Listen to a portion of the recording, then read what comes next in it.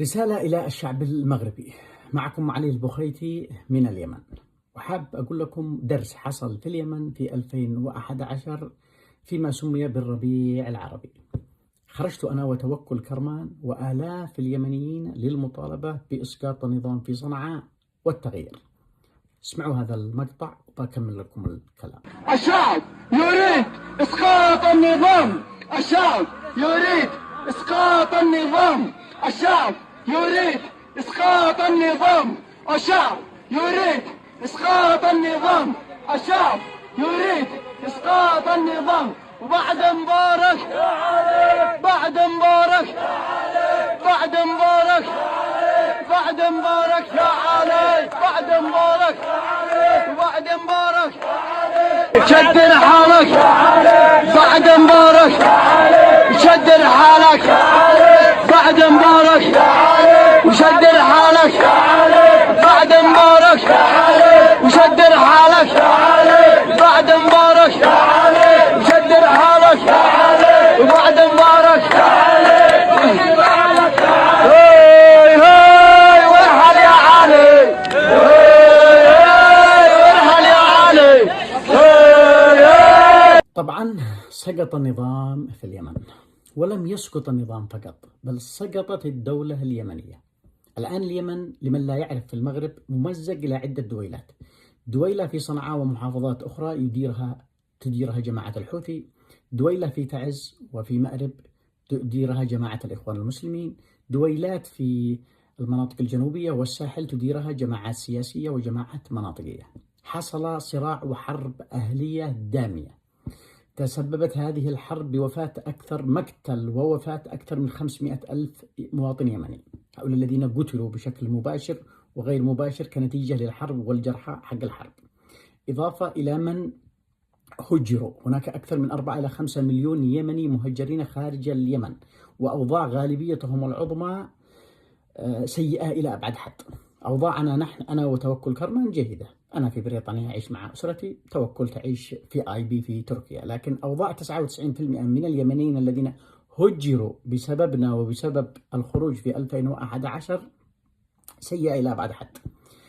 هناك 6 إلى 7 مليون يمني مهجرين في داخل اليمن بسبب الحروب والصراع الطائفي والحدود التي بدأت ترتسم حدود لدويلات جديدة.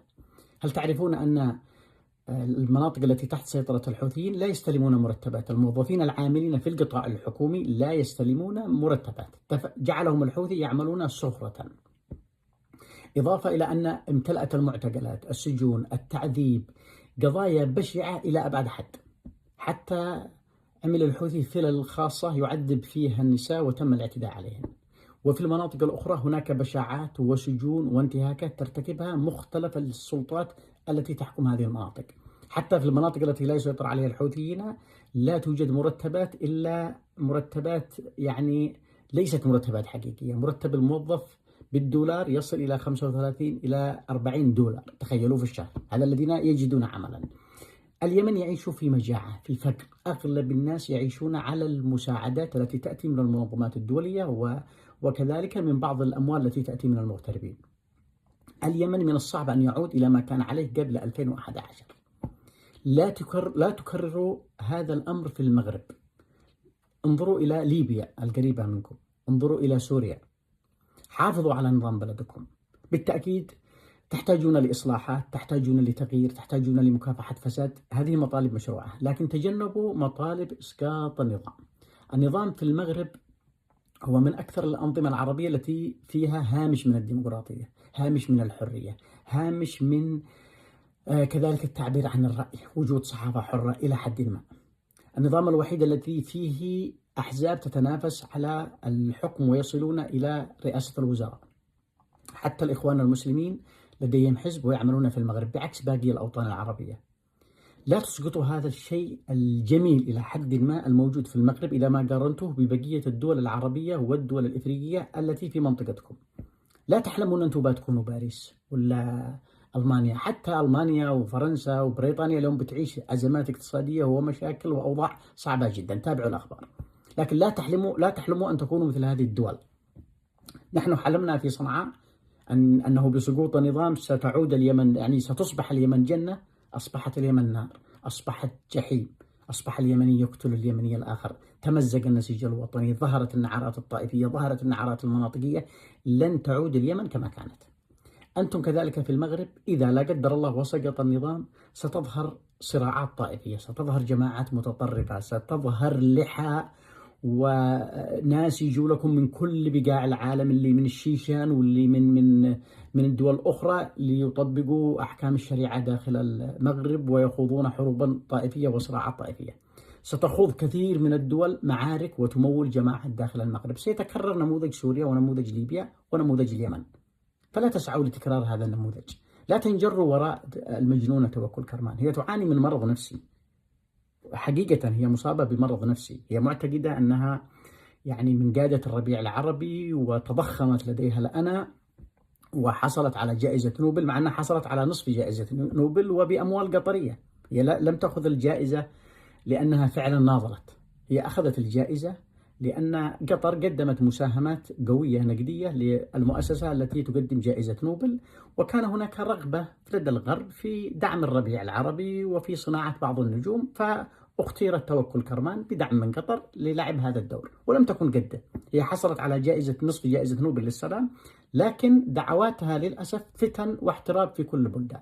كلما حدثت مظاهرات في دولة تأتي لتقول اسقطوا النظام، عاد الربيع العربي. يعني هي تعيش حالة من الجنون والمرض النفسي، يعذروها يعني، بس لا تأخذوا كلامها وتعتقدوا أنه سيحصل تغيير، لأنها لو كان لديها بعض عقل وهي تشوف بلدها تمزق، وتشوف الناس كيف جوعى في بلدها، وتشوف كيف النساء بيشحتن في الشوارع داخل صنعاء وفي باقي البلدان العربية. وللأسف هناك أوضاع وصلها اليمنيين أتحرج حتى من ذكرها هكذا أمامكم.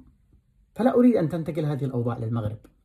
الإنسان عندما يعني تلسع يده من شيء مرة مرتين ثلاث، يفترض أن يكتفي ولا يجرب هذا الشيء مرة أخرى.